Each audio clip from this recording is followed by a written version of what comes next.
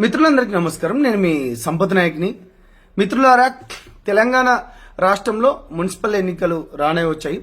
Janasena party నుంచి దాదాపు ఒక 330 పైగా ఒక వార్డు మెంబర్లు పోటీ చేస్తున్నారు. అనిరుద్ రెడ్డి గారికి జనసేన పార్టీ పోటీ చేస్తే ఈ అనిరుద్ రెడ్డి గారికి ఏం నొస్తుందో, అసలు ఏమైందో నాకు ఇంత కూడా అర్థం అవ్వట్లేదు. ఇంకేం రోగం పుట్టిందో కొంపదీసి కుంభమేళాలో ఆ మోనాలిసా గారు ఏ విధంగా ఫేమస్ అయిందో మరి ఈ మున్సిపాలిటీ ఎన్నికల్లో మరి ఈ అనిరుద్ రెడ్డి ఏమైనా ఫేమస్ కావాలనుకుంటాడేమో కావచ్చు. తల ఏమైనా తిరుగుతుందా అనిరుద్ రెడ్డి? నీకు పవన్ కళ్యాణ్ గారితోని అసలు అనే అర్హత ఉందా బై? నువ్వేం మనిషివి అసలు? నువ్వు తెలంగాణ ఉద్యమంలో పనిచేసినవాడివా? తెలంగాణ ఉద్యమంలో ఎప్పుడైనా చూసినావా? నువ్వు ఏం మాట్లాడుతున్నావు? నువ్వు నిజంగా ఒకసారి అతను ఏం మాట్లాడుతుండో ఒకసారి వినండి. పవన్ కళ్యాణ్ పై జడ్చర్ల ఎమ్మెల్యే అనిరుద్ రెడ్డి ఘాటు వ్యాఖ్యలు చేశారు. 2014లో నిర్మాత లేకుండా ఎన్నికలకు వెళ్లి పవన్ ఫెయిల్ అయ్యారని ఎద్దేవా చేశారు. 2024లో చంద్రబాబు, లోకేష్ ను నిర్మాతలుగా పెట్టుకుని గెలిచారని అన్నారు. ఇప్పుడు మోడీ అనే ప్రొడ్యూసర్ కోసం చూస్తున్నారని ఎద్దేవా చేశారు.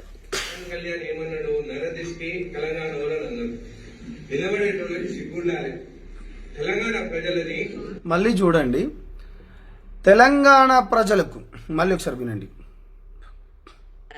ఇప్పుడు మోడీ అనే ప్రొడ్యూసర్ కోసం చూస్తున్నారని ఎద్దేవా చేశారు. పవన్ కళ్యాణ్ ఏమన్నాడు? నరదిష్టి తెలంగాణ నిలబడేటోళ్ళకి సిగ్గుండాలి. తెలంగాణ ప్రజలది నిలబడేటోనికి సిగ్గు కాదురా, ఒక సన్నాసి, ఒక సిగ్గు తప్పినోడా. నీకు సిగ్గులేనోనిరా నువ్వు. నీకు సిగ్గులేనవి ఏం? దళిత బిడ్డలను, గిరిజన బిడ్డలను, బహుజన బిడ్డలను ఇవాళ సీట్లు ఇచ్చి నిలబెడతాంటే నీకేం నొత్తందిరా? నీకేం బలుపురా? నువ్వేం మనిషిరా బాబు? అంటే మాకు సిగ్గు ఉండాలనా? అంటే దళితులకు సిగ్గు లేదా? అంటే గిరిజనులకు సిగ్గు లేదా? మీ పార్టీ తరపు నుంచి బీజేపీకి క్షమించాలి, బీసీ బిడ్డలకి మీరు ఎంత శాతం ఇస్తున్నారు? వాళ్ళ పర్సంటేజ్ ఎంత? మీరు ఇచ్చింది ఎంత? సాక్షాత్తు రేవంత్ రెడ్డి గారు ఏం మాట్లాడినరు? నీకు ఎమ్మెల్యే సీట్ ఎట్లొచ్చిందో తెలుసా? నువ్వు ఎవడి మనిషివో తెలుసా? జగన్మోహన్ రెడ్డి గారి అప్పుడు సిటీ అనేప్పుడు అతను పార్టీ పెట్టినప్పుడు ఆయన సంకనాకడానికి పోయినావురా బాబు నువ్వు? అతనితో ఎందుకు తిరిగినావు? అతని పార్టీతోని ఎందుకు నువ్వు పోటీ చేయాలని చూసినావు? బుద్ధి ఉండాలిగా నీకు. మరి ఏం పీకనికి ఎవడి సంకనాకడానికి మరి అతనితో పోయి నువ్వు జత కట్టాలనుకుంటున్నావు? నేను బాజాప్తగా చెప్తున్నా, నేను ఒక సంపద నాయకుని. నా గిరిజన బిడ్డలు, నా లంబాడి బిడ్డలకు అనేక మందికి ఇప్పుడు మున్సిపల్ సీట్లో పోటీ చేస్తున్నారు. అంటే నువ్వేమన్నావు బాబు? నువ్వేం మాటలు మాట్లాడినావు? ఏం మాటలు మాట్లాడుతున్నావు నువ్వు? దిమాక్ ఉండి మాట్లాడుతున్నావా? ఎవరికి సిగ్గు ఉండాలి? నువ్వు ఎవరి మనోభావాలు దెబ్బతింటావు? అంటే మాకు సిగ్గు లేదా?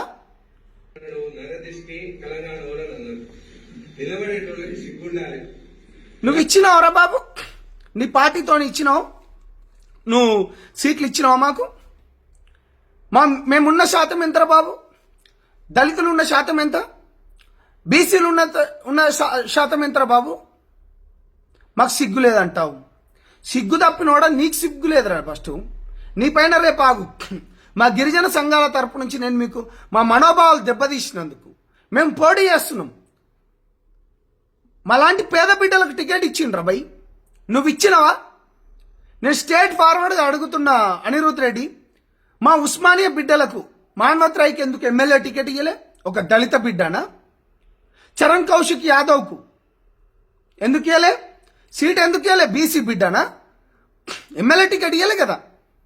అదేవిధంగా భిక్షం నాయక్ అని చెప్పేసి ఒక గిరిజన బిడ్డ, ఎందుకు సీట్ ఇయ్యలే? ఒక గిరిజన బిడ్డనా? సిగ్గుండాలరా బాబు, సిగ్గుపడరా బాబు. దళిత బిడ్డ అయిన నాకు, నేను మళ్ళీ చెప్తున్నాను, నేను కట్టరు తెలంగాణవాదిని, నికార్సైన తెలంగాణవాదిని. తెలంగాణ ఉద్యమంలో నా పైన 100 కేసులు చూసుకున్నా. ఇగో నేను ఒక గిరిజన బిడ్డను, నాకు టికెట్ ఇచ్చిండు. ఒక బీసీ బిడ్డ అయిన అబ్బాయి ఎవరు? తమ్ముడు రామకృష్ణకి ఇచ్చిండు. అదేవిధంగా సతీష్ అనే అబ్బాయికి ఇచ్చిండు, మీ సతీష్ రెడ్డి అనే అబ్బాయికి. ఆ అబ్బాయి కూడా ఎమ్మెల్యే టికెట్ ఇచ్చిండు.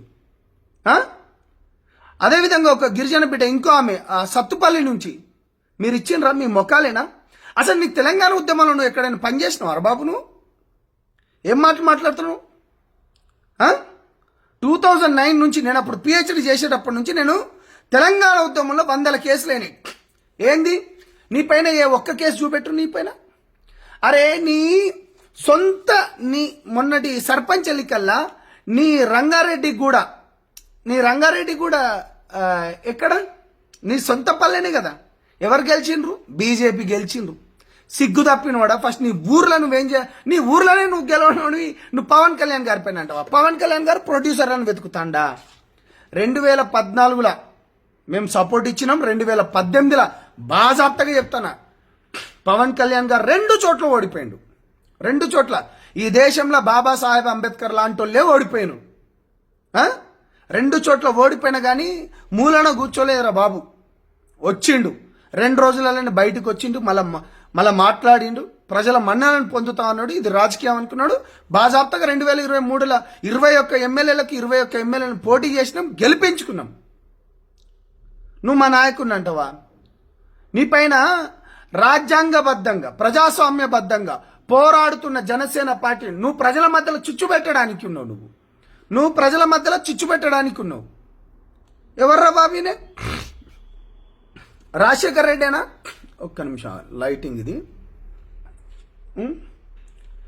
రాజశేఖర్ రెడ్డి 2004లో ఎవరెవరితో పొత్తు పెట్టుకున్నాడు? ఎవరెవరితో పొత్తు పెట్టుకున్నాడు? సిపిఎంతో పెట్టుకున్నాడు, సిపిఐతో పెట్టుకున్నాడు, మన ఎవరు కారు గుర్తుతో పెట్టుకున్నాడు. నువ్వు పవన్ కళ్యాణ్ గురించి మాట్లాడతావు. తెలంగాణ ప్రజలని మనల్ని అందరినీ నరదిష్టి మన కళ్ళు మంచి లాగా ఆయన అరే నువ్వు మళ్ళీ వినరా బాబు. నువ్వు చెవిటోని కావచ్చు, నీకు చెవులు పనిచేస్తలేవు కావచ్చు. నువ్వు ఎట్లా ఎమ్మెల్యే అయినావో పాపం నా బిడ్డలు ఎంత బాధపడుతున్నారు. ఆల్రెడీ అక్కడ ఉన్న వాళ్ళకి, మా వాళ్ళకి అడిగితే, మా లంబాడి బిడ్డలను అడిగితే చెప్తాను, మా బీసీ బిడ్డలను, మా దళిత బిడ్డలను అడిగితే చీచి నీ అమ్మ వీనికి ఎందుకు ఓటేసినామని. అరే నరజిష్టి ఎట్లా అన్నారా నాయన? గత ప్రభుత్వంలో ఉన్నప్పుడు వాళ్ళు కోనసీమ ప్రాంతం మంచిగా ఉంటుంది అనుకుంటా అన్నాడు. అయినాక ఇవన్నీ కాదు అనిరుద్ రెడ్డి. నువ్వు మోనాలిసాను బీడ్ చేయాలనుకుంటే, మొన్న సమ్మక్క సారక్క జాతరలా ఎవరినైనా బీడ్ చేయాలనుకుంటే జాతరలో పోయి నువ్వేమైనా ఉంటే ఏమైనా అమ్మో నువ్వు కూడా. అంతేగాని ప్రజాస్వామ్యబద్ధంగా ప్రజల కోసం పోరాడుతున్న బడుగు బలహీన వర్గాల గురించి వాళ్ళకు అధికారం ఇవ్వాలనుకున్న వాళ్ళను నువ్వు మాట్లాడుతూ పవన్ కళ్యాణ్ గారి పైన మాట్లాడితే బాగుండదు. రేపు నీ పైన నిజంగా చెప్తున్నాం, మా బిడ్డలను అవమానపరిచినందుకు, దళిత బిడ్డలను, గిరిజన బిడ్డలను అవమానపరిచినందుకు నీ పైన కేసు పెడుతున్నాం బిడ్డ. తస్మాత్ జాగ్రత్త. నువ్వు ప్రజల మధ్యలో చిచ్చు పెట్టడానికి నువ్వు ఎమ్మెల్యేవు కాదు. నువ్వు ప్రజల కొరకు గెలిచిన ఎమ్మెల్యేవు కాదు. ఏమనంటే తెలంగాణ ప్రాంతం నువ్వు ఎక్కడున్నావు బాబు తెలంగాణ ఉద్యమంలా? అసలు నీ ఒక బొమ్మ చూపెట్టు, నీ పైన ఎన్ని కేసులు అయినా చూపెట్టు. నేను తెలంగాణ నాయకునిగా చెప్తున్నా, నేను తెలంగాణ విద్యార్థి ఉద్యమాల్లో పాల్గొన్నా ఒక నాయకునిగా చెప్తున్నా. నేను చెప్తున్నా కదా, నువ్వేడున్నావు తెలంగాణ ఉద్యమంలో, నువ్వేడున్నావు. ఇగో మా బిడ్డల పైన మీ ప్రభుత్వంలో ఇట్లా దాడులు చేస్తా అంటే, ఇగో నేను చేసిన ఇవన్నీ ఉద్యమాలు, ఇవన్నీ మేం చేసినాం రా బాబు, మేం చేసినాం. నా పైన ఇదే గద్వాల్లో 8 సంవత్సరాలు తిరిగినా నేను. 8 సంవత్సరాలు హైదరాబాద్ నుంచి గద్వాలకు కోర్టుకి 8 సంవత్సరాలు తిరిగిన. తమాషాలు చేస్తున్నావా పవన్ కళ్యాణ్ గారి గురించి అవాకులు చవాకులు పేలుతూ? ఒకవేళ నిజంగా నువ్వు ఒక మాట అన్నావు కదా, అసలు డిపాజిట్లే రానన్నావుగా ఒక మాట. మంత్లీ ప్యాకేజ్ స్టాక్ 1 స్టార్ అని పేరు తెచ్చుకున్నాడు. ఇప్పుడు నాకు అది సరిపోతలేదు, నా కుటుంబం పెద్దది, ఎట్లా మళ్ళీ ఏం చేసింది అక్కడ అయిపోయింది. మంత్లీ ప్యాకేజ్ స్టాక్ 1 స్టార్ అని పేరు తెచ్చుకున్నాడు. నువ్వెవరి దగ్గర ప్యాకేజ్ తీసుకోవడానికి ఉన్నావు రా బాబు? నువ్వెవరి దగ్గర ప్యాకేజ్ తీసుకోవడానికి ఉన్నావు? నువ్వు ఎవరెవరి దగ్గర ప్యాకేజ్ తీసుకుంటానో తెలుస్తలేదా? నువ్వు ఎన్ని 100,000 కోట్లు సంపాదించినావు చెప్పాలనా? తీస్తామా అవన్నీ, తీస్తా నీకు అవన్నీ చూపిస్తా. నువ్వు ఎవరెవరి భూములు గుంజుకున్నావు, ఎట్లా చేసినావు అవన్నీ డెఫినెట్గా దానిపైన ఏదో పోనీ అనుకుంటా ఊకుంటా అంటే తమాషాలు చేస్తున్నావు నువ్వు. ఇప్పుడు నాకు అది సరిపోతలేదు, నా కుటుంబం వల్ల ఇది హై బడ్జెట్ కొన్నిసార్లు హై బడ్జెట్ 1000 కోట్లు పెట్టి ఇప్పుడు ప్యాకేజ్ గురించి అన్నావు. మరి మొన్న 2023లా సిపిఐ పార్టీతో మీ పార్టీ ఎందుకు పొత్తు పెట్టుకున్నది? బుద్ధి ఉండాలి కదా మాట్లాడాలంటే, బుద్ధి కనీసం ఇంగిత జ్ఞానం కూడా ఉండాలి కదా. మోడీ ఆ మోడీ ప్రొడక్షన్ లో ఇప్పుడు తెలంగాణకు రావాలని అనుకుంటున్నారు.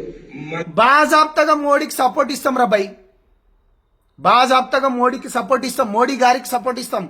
ఈ దేశాన్ని మా హిందుత్వాన్ని కాపాడుతున్నాడు కాబట్టి. ఏం సోనియా గాంధీ ఎక్కడామే? ఇటలీ ఆమె కాదా? ఎక్కడికి వెళ్ళి వచ్చి ఎన్ని సంవత్సరాలు అధికారంలో ఉన్నారు మీరు? 60 ఏళ్ళు. మీ కాంగ్రెస్ పార్టీ హయాంలో ఏ నుంచి జెడ్ వరకు జరిగినాయిరా నాయన అన్యాయాలు. పవన్ కళ్యాణ్ గారి పైన ఒక్క మచ్చలేదు. మళ్ళా ఇది హై బడ్జెట్, కొన్నిసార్లు హై బడ్జెట్ 1000 కోట్లు పెట్టినవి కూడా 50 కోట్లు రావు. సో ఈ హై బడ్జెట్ గెలుస్తారా ఓడిపోతారా అనేది ప్రజలు నిర్ణయించాలి. తెలంగాణకి వచ్చిన తర్వాత మళ్ళా ఆందోళన కన్ను మన తెలంగాణ పైన పడ్డది. మన భూముల రేట్లు ఎక్కున్నాయి. నిజంగా ఆంధ్ర బిడ్డలకు నేనేమంటున్నానంటే, ఇక్కడ ప్రాంతాల వారిగా విడిపోయినా కానీ తెలుగు సమాజం అంతా ఒకటి కలిసే ఉన్నాం, మంచిగానే ఉన్నాం. నిజంగా మీకు ఏమాత్రం చిత్తశుద్ధి ఉంటే రానున్న మున్సిపల్ ఎన్నికలు, ఇంకొకటి కూడా అన్నాడు పవన్ కళ్యాణ్ గారు, ఫార్వర్డ్ కమ్యూనిటీ అన్నారు. కొండా సురేఖ గారు అక్కడికి వెళ్ళిన, అరే నాయన కొండా సురేఖ గారు కూడా మున్నూరు కాపు సామాజిక వర్గమే, పవన్ కళ్యాణ్ గారు కూడా కాపు సామాజిక వర్గమే. నీకు ఆ సొయ్యి కూడా లేదు నీకు. ఇలా కాపు బిడ్డలారా, తెలంగాణ కాపు బిడ్డలారా, మిమ్మల్ని అవమానపరిచిండు. ఇలా మీ సామాజిక వర్గానికి చెందిన పవన్ కళ్యాణ్ గారిని అవహేళన చేస్తూ ఫార్వర్డ్ కమ్యూనిటీ అనుకుంటా. ఫార్వర్డ్ కమ్యూనిటీ ఇక్కడ ఈయనే. మళ్ళీ నువ్వు జనసేన పార్టీకి డిపాజిట్లు రాకపోని ఇవాళ ఈ దేశంలో మీ పార్టీ ఎక్కడున్నది? ఈ దేశంలో మీ పార్టీకి అసలు ఏమైనా పుట్టగాతులు ఉన్నాయా? సిగ్గు తప్పినోడా, మీ పార్టీని ఆఖరికత్తే పశ్చిమ బెంగాల్ ఆ మమత కూడా మీతో పొత్తు లేదు. కాబట్టి ప్రజాస్వామ్యంలో ఎవరు ఎక్కడైనా పోటీ చేస్తారు, ఎవరైనా రావచ్చు, ఎవరైనా పోటీ చేయొచ్చు. ఇది రాజ్యాంగం కల్పించిన హక్కు. నీకు గిట్ట సొయ్యలేదు కావచ్చు. రాహుల్ గాంధీ గారు ఒక రాజ్యాంగం అనే బుక్ పట్టుకొని తిరుగుతాడు కదా, అదొకసారి చూడు. నీకేమైనా నీకు ఏమాత్రం చిత్తశుద్ధి ఉన్నా అర్థమైందా? నీ పార్టీ నుంచి ఎంతమంది మా దళితులను, మా గిరిజనులను, మా బీసీ బిడ్డలకు ఎన్ని సీట్లు ఇచ్చినావు చెప్పు నువ్వు. ఒళ్ళు జాగ్రత్త పెట్టుకో అనిరుద్ రెడ్డి, ఖబర్దార్ అని హెచ్చరిస్తున్నాం. పిచ్చి పిచ్చి తమాషాలు చేయకు. ఒక తెలంగాణ ఉద్యమకారునిగా చెప్తున్నాను. నెక్స్ట్ ఎలక్షన్లో నువ్వు ఎట్లా గెలుస్తావో చూస్తాం. ఖబర్దార్ బిడ్డ. జై తెలంగాణ, జై జనసేన, భారత్ మాతాకి జై. మోడీ గారి నాయకత్వం వర్ధిల్లాలి, పవన్ కళ్యాణ్ గారి నాయకత్వం వర్ధిల్లాలి. థ్యాంక్ యూ మిత్రులారా. నేను మీ సంపత్ నాయక్.